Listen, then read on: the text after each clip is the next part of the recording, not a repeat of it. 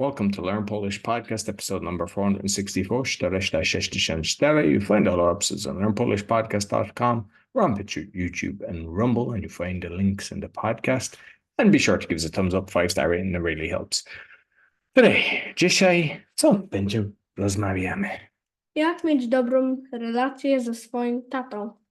How do you have a good relationship with, Daniel said tata, ja będzie mówił ze syn, albo córka, albo mama, tak?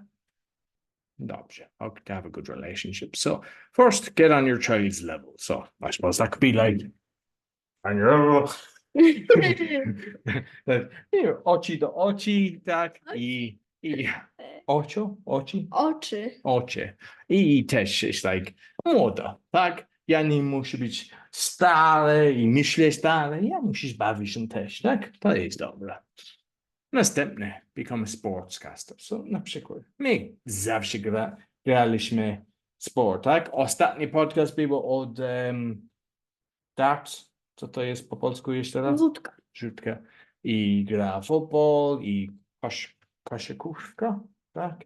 I co jeszcze? I pływamy, tak? Na basen. Byliśmy środę na junior, tak? I ostatnie tydzień fala, tak? To było dobrze. No. Quality one-on-one time. Co jest one-on-one time? Czas razem, tak?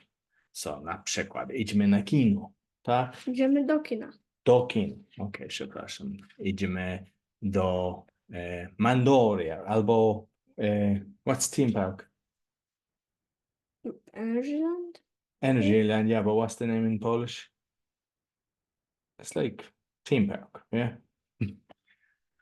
Następne is eat dinner together. So, my zawsze jemy razem. To jest bardzo ważne dla nas, tak? So, śniadanie, siedzimy oczy do oczy, rozmawialiśmy, kiedy, na przykład dzisiaj było bardzo piękna pogoda, jemy na ogród, tak?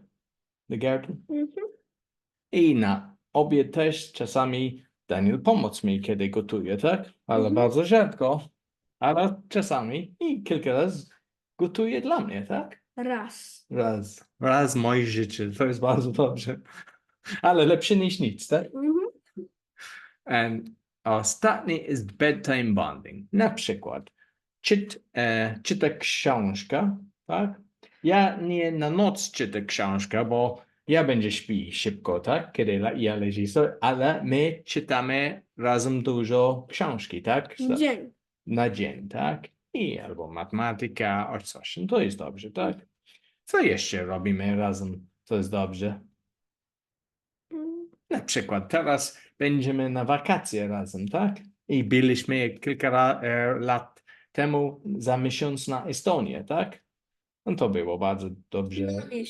Na miesiąc, na wycieczkę, tak? I będzie następna wycieczka też, tak? So that's bonding. So if you have different ways of connecting with your son or your daughter, you might share it with us in the comments, because the more things that we do together, the better. So until next week, dziękuję bardzo i do widzenia.